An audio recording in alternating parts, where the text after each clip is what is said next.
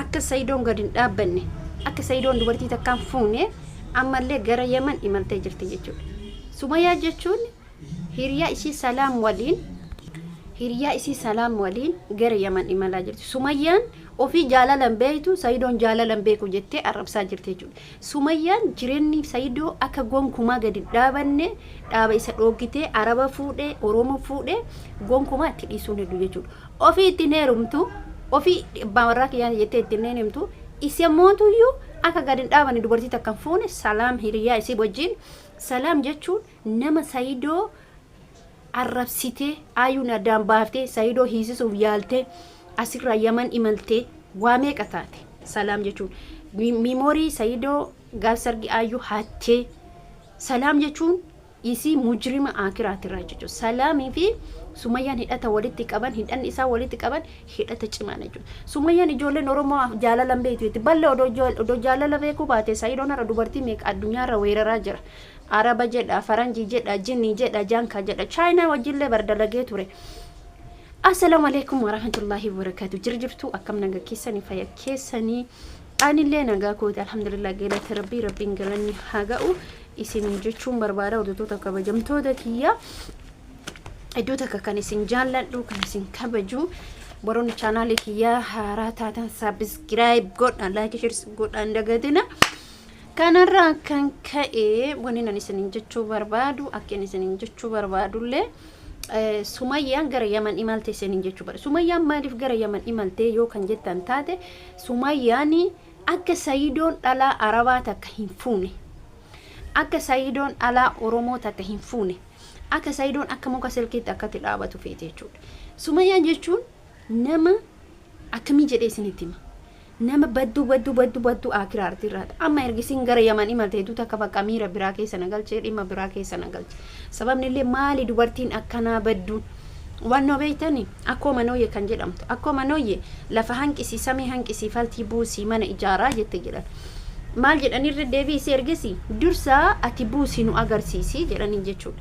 Dursa ati lafa hanqisi samii hanqisi faltii buusii mana ijaar lafa qofuruu mitiire nu agarsiisi jennaaniin mala dhabde jechuudha. Akkam godharre nama gabaabaa soqanii jechuudha. Sayidoon nama gabaabaadha. Nama si qalee si awwaalu malee nama ati qaltee isa awwaaltu miti. Isiin erga jaalala beeyte isiin erga Sayidoo jaalatte maa ittiin deebiin? Ishi Sayidoon ni jaalatti. Akka inni dubartii biraan fuune maaliif barbaadde? Inni biraamoo balleessaa guddaa kan qabu eenyuun kan jedhu yoo taate Sayidoo balleessaa guddaa qaba. Sayidoo maaliin balleessaa guddaa qaba? Gaafa dhalaa takka fuudhu bor ol ka'ee miidiyaa irratti baase. Gaaf dhalaa takka fuudhu hedduu jechuudha dhifama. Gaafa dhalaa takka fuudhu hedduu yookiin jaalatee jedhu Roozaa miidiyaa irratti baase, Araba miidiyaa irratti baase, Ayyuu miidiyaa irratti baase, afaan qabatee fuudhu bal'oo.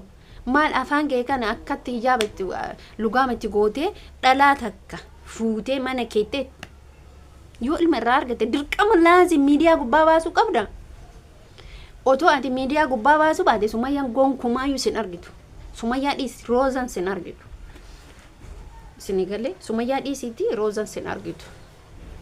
Sababni isaa maaliifire? Maaliifi waan har'a goote hunda nama jaalatu hunda dhalaa jaalatu hunda waan akka miidiyaa irra baaftu Sumayyaan eessatti si jalaa hafti. Yoo ati karoora kana baafate yoo ati malan baafate ati yoo malan baafatini akkamitti miidiyaa gubbatti si baafti? Miidiyaa gubbatti eessatti si argiti Sumayyaan? Ati yoo Yaman deemtu ani Yaman gahee dhalaa Araba fuudhuu hedayetta. Yoo Baalee deemtu Baalee dhaqee Roozaa fuudhuu hedayetta. Yookiin immoo tuyyuu Finfinnee dhaqee Baluu fuudhuu hedayetta. Harar dhaqee akkana jetta. Eshi anuyyuu barsi qabuu danda'u dho qabeenya takka qabaadhe si duuka deema. Akka ati gootuuf inuyyuu hin taane. Sumayyaan eessaa dhaqe inshallah Ameerikaa wadi dhaqe Ameerikaa si duuka dhaqe falti kee amma maayinni Ameerikaa deemuudha. Bakka aaree jira nama miira biraa keessa jira. Miira addaa keessa jira. Akkamitti yeruma hunda dirqama ati laazim miidiyaan si beekuu qaba. Atubba miidiyaatiin jaartii kee ishee fuutee geessitee kino ila tahalala wal godhanne jechuun qabdu. Laazim miidiyaa gubbaa baasuu qabda. Mi'a boleeyyan kee isin farada. Sayidoon erga waan kana hiciitii ta'e erga Sumayyaan akka jalaan hafne hin beeku. Waan Saayidoo nyaatee dhugullee hin beekti Sumayyaan jechuudha. Salaam jechuun immoo dubartii hamtuudha. Salaam jechuun dubartii akira irratti mujrima. Dubartii waan hin godhatte akkuma Sumayyaa gootu. Salaam jechuudha. Gaafa isin dura yoo yaadattan waan Saayidoo godhaa turte yaadattanii miti. Hin yaadattuu miti.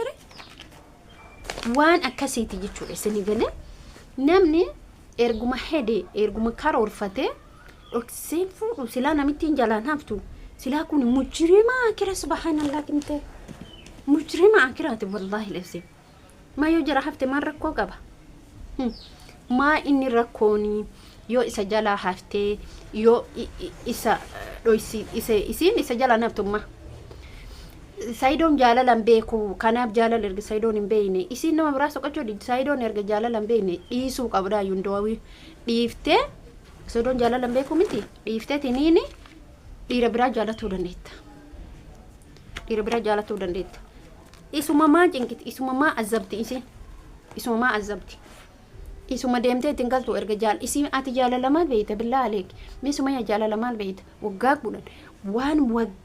kudhan wajji ta'an hunda garaa isa haqqisiifte waggaa kudhan isa waan dhalatee hamma ammaan argin Saayidoon waggaa takka keessatti arge makaraa isa kiittee isa raayitee achi isa raayitee as isa raayitee lafa dhukkee irraa kaaftee jechuudha subhanallah dhukkee irraa kaaftee ilaa ammaatti dhiisuun hedduu akka Saayidoon arri baase yu garan baasare amma kunu arri nama baasisiisa arri amma mo jollum makaan in dargaggeessa jolleen jettu hundumattu hiyyaat kanaafuyyuu arri itti baasiseetta intalli maraattuudha yoon isin hin jedhu intalli Sumayyaan jabduu jechaa ture anumatu jaallachaa ture xiqqoo maaliif isii jaalladha beeytani cimmiti isii yeroo amma immoo daangaa dabarfattee jirti wallaahi billah antana musiibaa akkanaa nagarre wallaahi musiibaa akkanaa nagarre daangaa dabarfattee jirti jechuudha. Daangaa dabarfattee jirti. Maaliif daangaa dabarfattee yoo kan jettan taate Sumayyaan gurbicha teessisuun hedduu maallaqaltee foon nyaatu heddi ani si piraankii ta'e itti jara lachinuyyuu yaa jamaa amaan jechuudha wallaahi nagarramee jira bar sirrimatti tura bye bye viidiyoo biraatti nama walitti deebinatti.